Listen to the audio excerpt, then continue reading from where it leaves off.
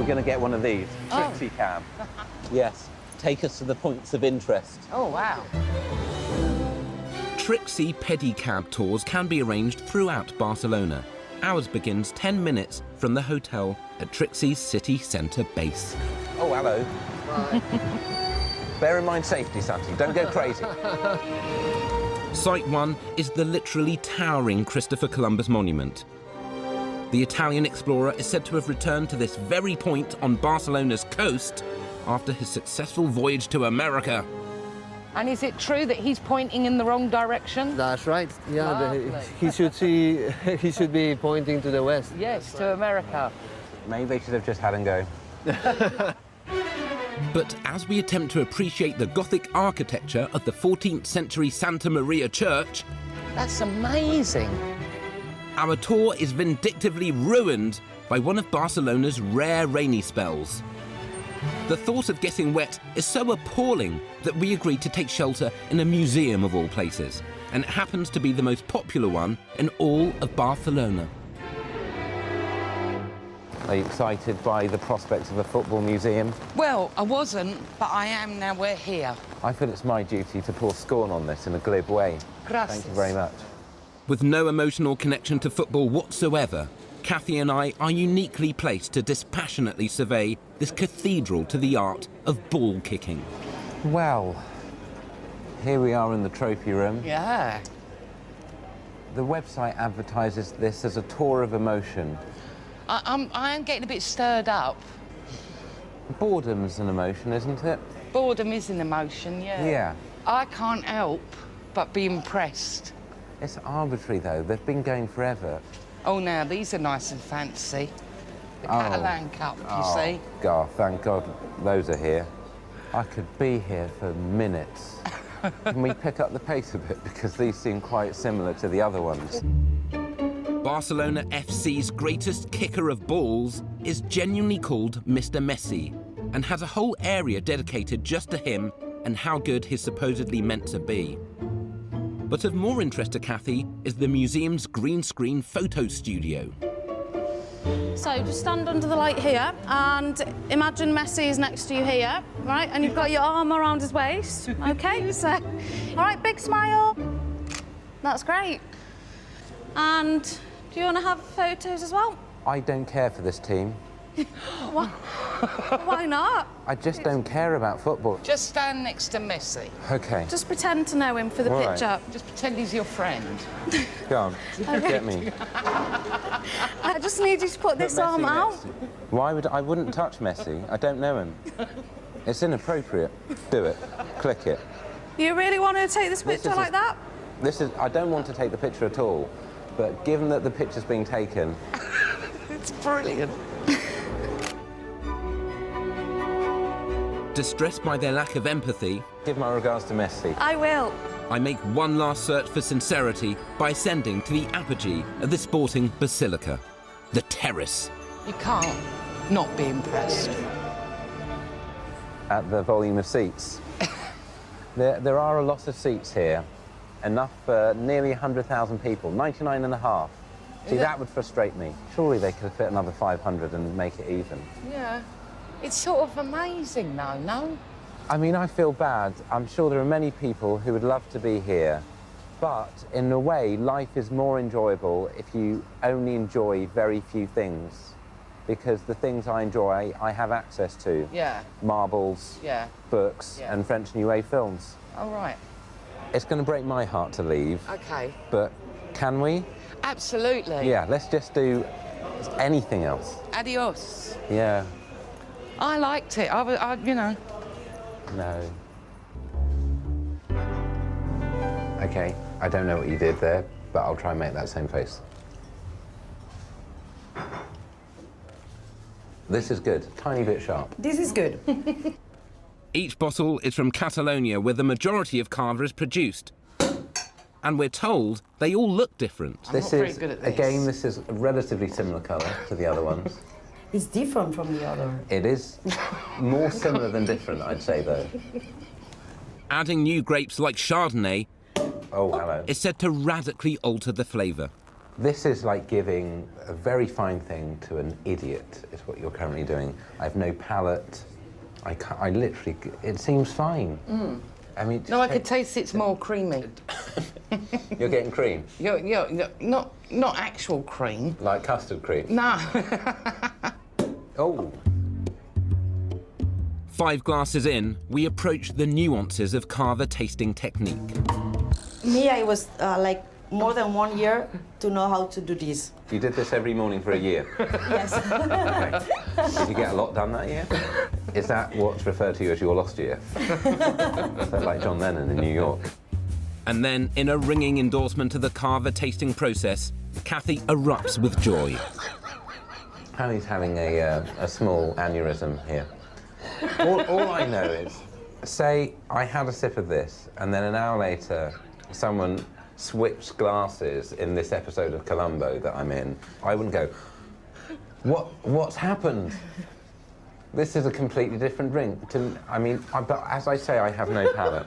I'm not going to wait for you to thank me, so I'm just going to tell you why this is so good. Thank you. This is a clandestine restaurant. Which means what? Which means it's not always open. You have to follow it on Facebook. It's run by Iker Orauskin, who develops the food for some of Barcelona's 20 Michelin-starred restaurants and uses this place as a testing ground for new ideas. So we're basically guinea pigs. Yes, we're testers. OK. We're not here for brave potatoes. We're here for a surprisingly affordable 6-course banquet of Iker's latest creations. This meal, which is designed to toy with our senses, starts with a winter landscape of truffles and dehydrated vegetables. I don't want to be a heathen, but I feel slightly alarmed there's not a plate. It's quite rich. It's quite fancy. Next, a liquefied olive in a semi-solid membrane.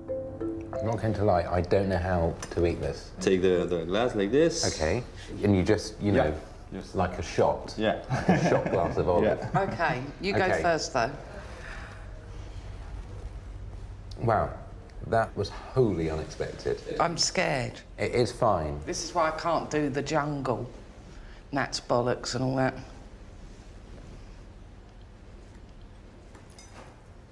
No? There we go. How's that? I don't know whether that's going to hit the top 5 restaurants in Barcelona, or maybe it is. It's a bit like eating an eye. Yeah, it pops. Yeah, it does pop. Yeah, there we go. Let's bring on the next course. Course 3, 2 mini baked potatoes coated with edible clay and served with marine plankton, tests Kathy yet further. How's that? Another success. Here we go. We need a spittoon. Spittoon. An edible yucca plant in the guise of coal has more success. Overall, good. And the watermelon that looks like tuna is a mid-meal revelation. He gets his kicks giving someone like a whisper, but he's actually taken a lion bar and put it in a whisper packet. Wait till they taste the peanuts, they won't know what's happened. After a white chocolate and almond-based pudding that's disguised as a large sausage, That is good. Iker reveals his culinary climax, bubbly custard. Look at that. It's amazing. God, it's like when you blow through the straw, but you don't have to do that.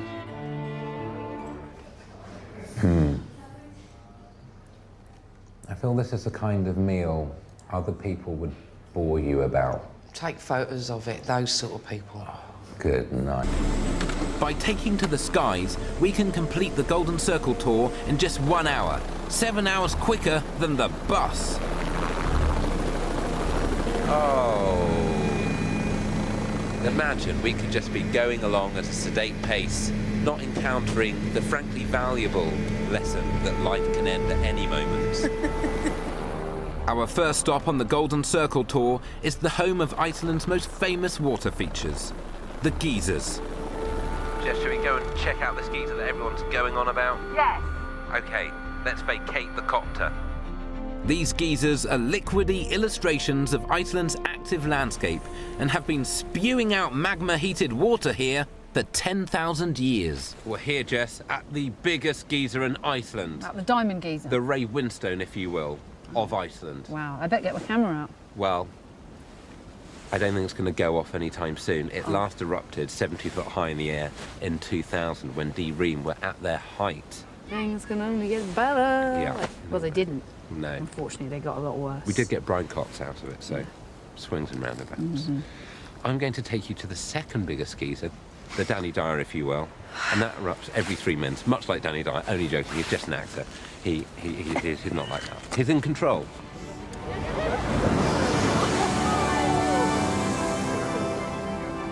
Wow. That's Strocca for you. Strocca. Regular as you like. I imagine that you'll be wanting to document this with a picture of yourself, with that in the background. That's what you... Well, the memory of it's certainly not going to be enough. It's not sufficient. We No must way. document it. I'm going to gift you now Yeah. the M-Pod. Goes around your smartphone, thus you can attach that to any object, a bench, a branch, and so on.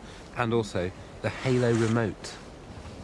How does it work, Richard? Well, that's already clipped in. Yeah. You clip that Sure. to a tripod to something else, Yeah. and then you navigate Click using on that. this Okay. remote. Do you think I could just perch it somewhere on you if I just... Clip it on. Perfect. Okay. Oh, look. It's swelling. Oh, yeah. Here we go. Bang! I hope you didn't blow it. Hey. Hi. This is Hákarl, Hákarl. yes, and this is Brennivín, but also known as Black Death. Halkar, or Greenland Shark, is poisonous when fresh owing to high levels of uric acid. But by simply leaving it to decay and hanging it out to ferment for a few months, it becomes technically edible. Why won't this kill me? I'm not really sure. No? It's just fine. nice. It's okay. Yeah. Okay. But you won't eat this, will you? No, I don't like it. No. Thank you. That's a good sign.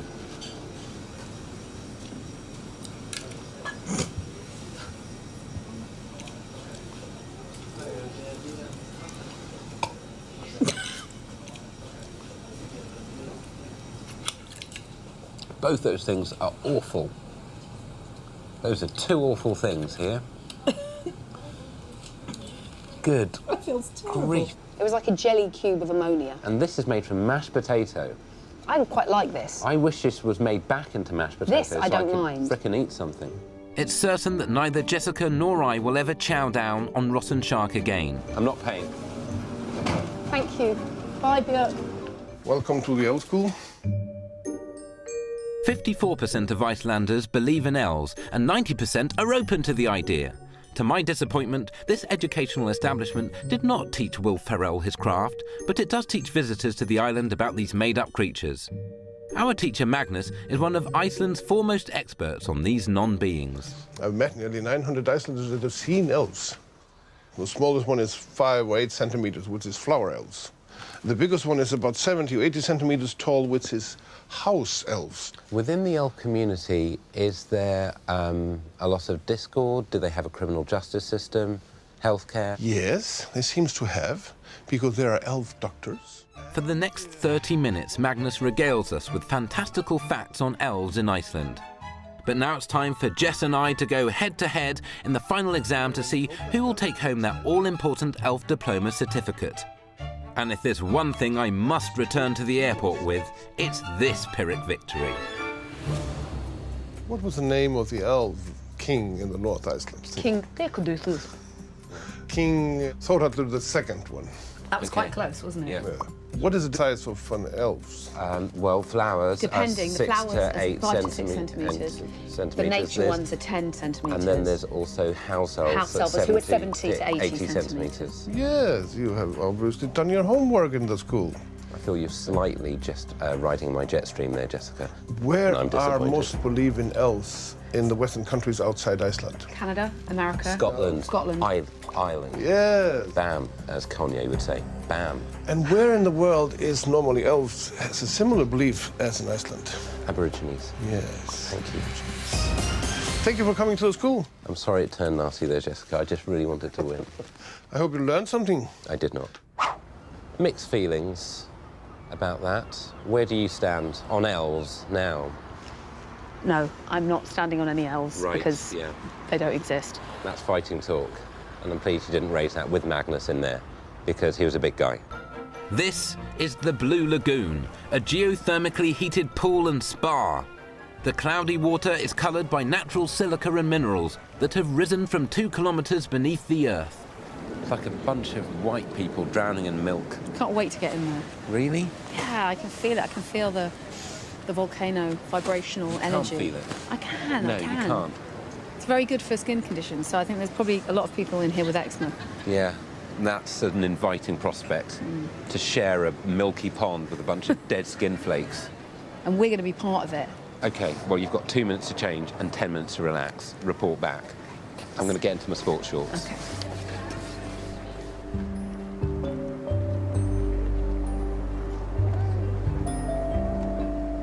Happy now? Very happy. You're enjoying this, are you? This is the only place this happens in the world. Yeah. Geothermal, seawater coming up, healing us all. I don't enjoy communal showers, being confronted with a whole wall of penis. It's very difficult to narrow down the richness of this holiday to a few highlights. But if you had to, what would they be? This has probably been the highlight. This is it.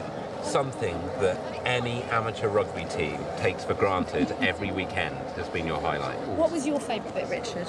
I did like the breakfast buffet, that was good. Fish was incredible, all the fresh complimentary. fish. There must have been something more than the breakfast, but I'm really... Do take a seat, because we're going to try raki. Raki? Raki. Okay. Yes, this is the drink that Turkey is associated with. Yep. 60 million litres are consumed annually. Now, bear in mind the population of Turkey is 70 million. And some of those people are children. Yes. It's called lion's milk. It turns cloudy when mixed with water. Right. Sherife. Of Nottingham. Oh, I like that. That's idiosyncratic. A little bit of, almost like vodka. Okay. Aniseed, licorice. Yep. There's more to come. Really? It's over this way. Just neck it. Our cultural tourism must now career into foodstuffs, because after an, open inverted commas, big night, close inverted commas, the Turks extol the virtues of tripe soup. Sheep stomach is boiled in milky water, then flavoured with garlic, chilli, black pepper, salt, vinegar, and a blend of local spices. This is volcanic rock from the original series of Star Trek. I wish I could keep some of it on my spoon, and yeah, it keeps falling off. There we go, here we go.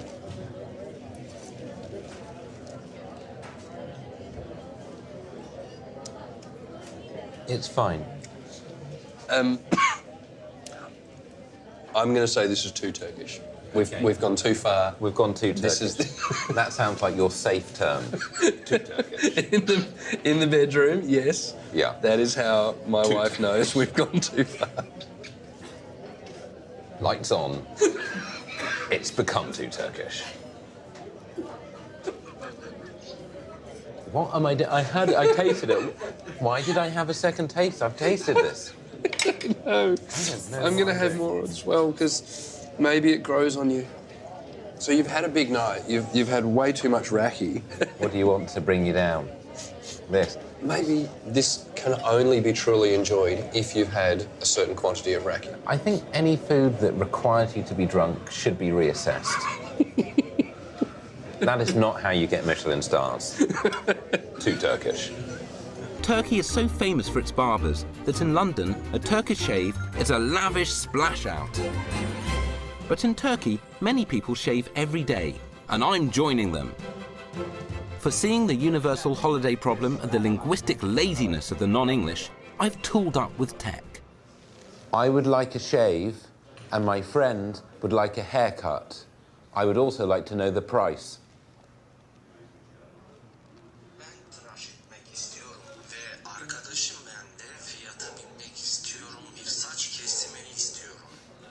Edebilirsin tabii.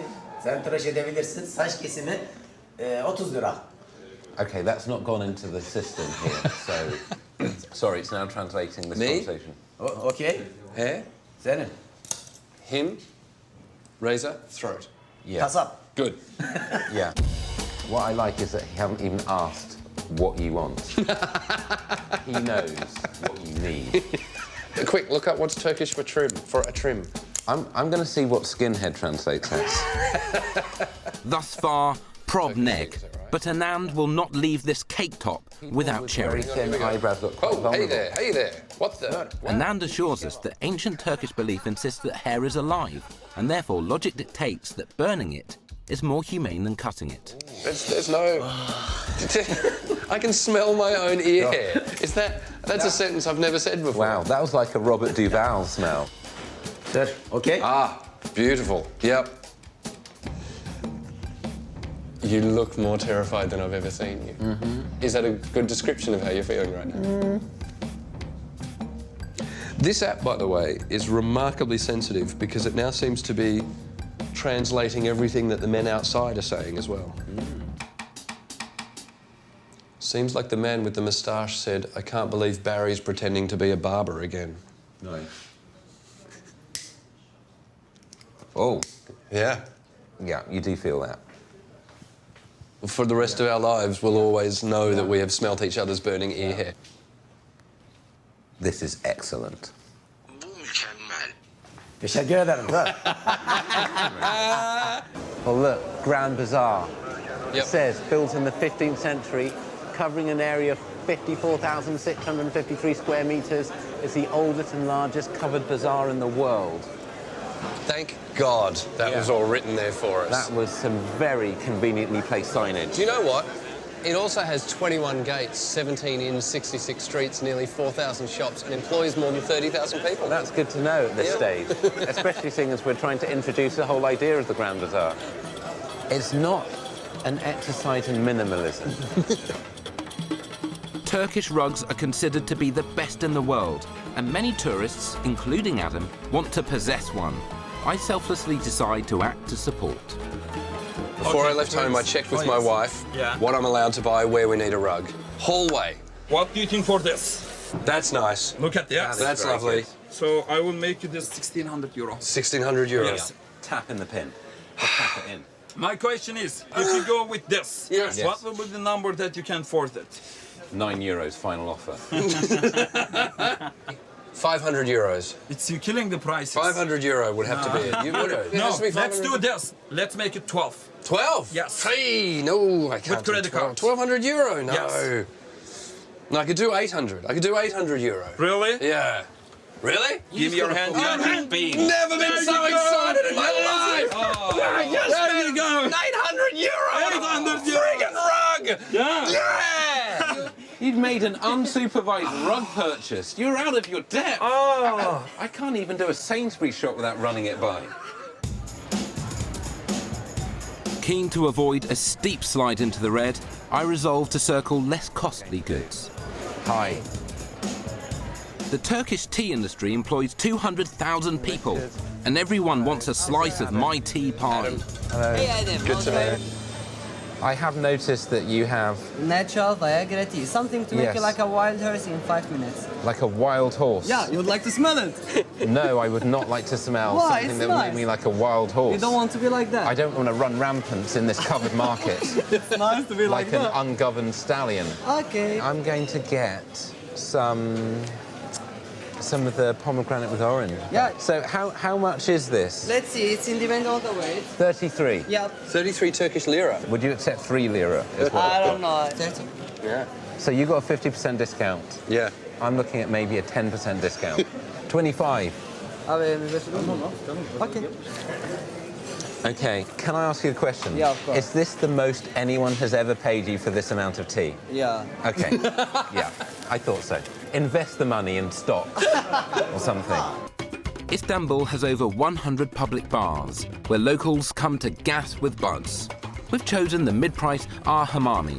As one of only 2 unisex bars, it's husband and wife friendly, so ideal for 2 emotionally close men. So, Adam, how do you feel about our trip to Istanbul? This is a personal low point for me, but what have your favourite or least favourite bits been? We packed in a lot, but I didn't feel like we were stressed at any point. But I certainly don't feel stressed now. Okay. Here's the best compliment I can pay you. I now feel like a local. I've got to say, Adam, your credibility is being slightly undermined by your extremely sudsy face. It's like an off-duty Father Christmas telling me something. Wow. Oh. Wow. Clench. Just clench. It's like starting a speedboat. Too Turkish. It's brain. You'd eat brain? Yeah. Let's eat some brain. Right. Here we go. We'd like some head, please. Some tongue, brain.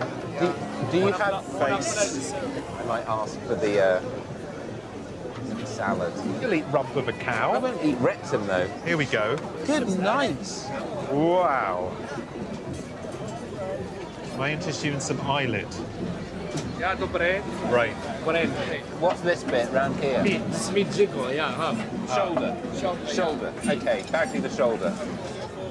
Okay, I've got a bit of brain here. Let me know how that is. Bon appetit. That face tells me you made the wrong decision. It is slightly disconcerting that the mouth is open. It's as if the mouth of this sheep is going, oh, come on. Yeah. Tell me what you've gained from this experience. An anecdote? I've got an anecdote. I was with someone stupid enough to eat sheep's brain. That's my anecdote. Look, the eye's still in it. This is basically just an autopsy. Don't eat that, okay? I ate the brain, you eat the eyes. I'm not subject to some kind of weird television law of bullying where just because Declan has eaten the brain, the ant has to eat the eye. No. Oh my good grief, okay. It's black inside. Why are you doing this? Why did you do that? It's delicious. It's not. It is. Should we go and get a burger? Yeah, let's get a camel burger. Okay, come on then.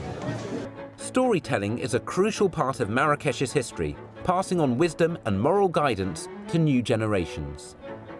In the 11th century, tellers would perform in the main square, but now a new breed perform in city centre cafes like this. Who doesn't like a story? Well, that's essentially what you and I do for a living, isn't it? Don't dignify what we do. That's a good point. Jawad puts on free performances for tourists in his spare time. Hello. Hello, I'm Richard. Hello. Hi. Nice to meet you. Hello, I'm Stephen. Hello. How are you? Nice to meet you. So I should say, I have no facial expressions. He doesn't. Virtually none. It's like a medical So you won't condition. be able to tell anything from looking at me because I'm emotionally cut off. Yeah. I'm almost and completely dead. I'll try and make up for it with my... Stephen's more animated. With warm eyes. Also, I'm bad with eye contact, so yeah. Just bear that in mind. So once upon a time, there was a child. His father died and left him alone. This particular story follows Jaffa, a lazy son of a butcher, whose mother encourages him to seek out his own luck. Jaffer, you fool! You always lose your money. Throughout the tale, Jawad skips between roles like a modern-day Danny Dyer, flitting from dog... Woof woof! Go away, you stupid! ...to old man. Give me money first. The story has more twists and turns than an episode of Come Dine With Me. And guess what he found? Dead queen.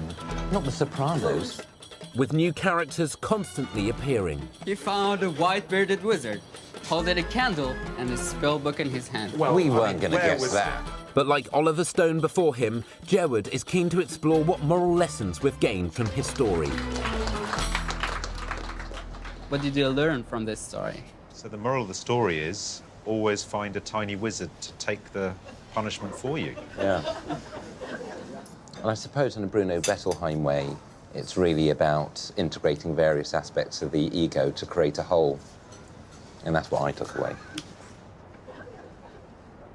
I have no idea what this means. No, neither. I didn't really. I just read it in a Sunday supplement.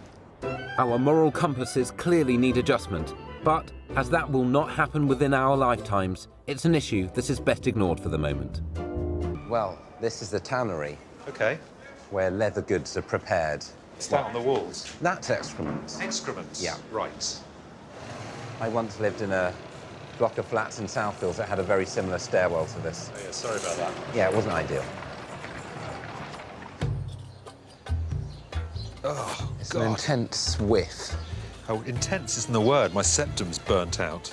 The tanners here use medieval techniques which have been passed down through generations.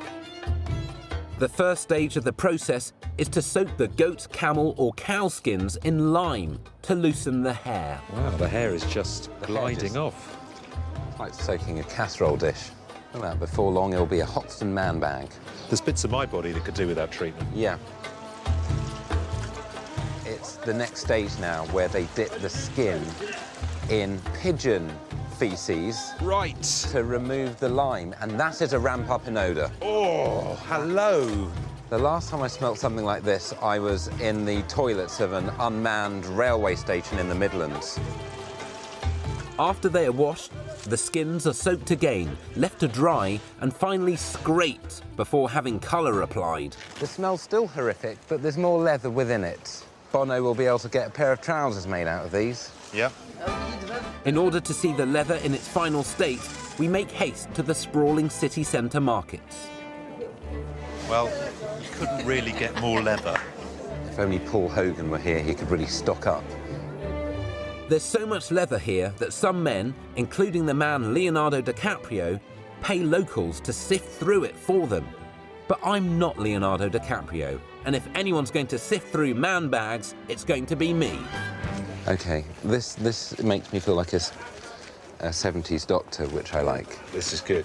How much is this? Yes. This one is only 650 dirhams. 650? Let me get my app out and see how much that is. £46. Give me your best offer, how much? If you just let me get to 375 to make it look like I'm good at haggling, I'll give you 500. OK. 500. Okay. Great. I'm not even sure I want the bag. Well, Stephen, if you could pay up. Right. Yeah, I work for him. He's very cruel, and if I do things wrong, he hits me. Here we go. Oh, hey! This one. Mine's half up. Wait, now yours is fully up. But his face is caught in yours. Look at this. Get up. I'm just like a big nap to this camel. Camel rise. Camel. Camel light. Up you get. Here we go. There we go. Here we go. Hello. Hello. Are you ready? It's high. It's a long way up. Oh, dear. There we go. Oh, yeah, you see? How do you feel now you're mounted up? Well, I think this is the closest I'm ever going to get to being in a Western. Yeah. I mean, I feel pretty good about this, actually. Yeah? I feel less bad than I normally do, which for me is a ringing endorsement. I wonder how recently they've drunk. You know, one of these puppies can fit in 200 litres. 200 litres? It's going to neck that in 3 mins. In 3 mins? 3 mins. Camels are so vital to Moroccans that there's an annual camel festival celebrating their importance as a means of transport and source of food.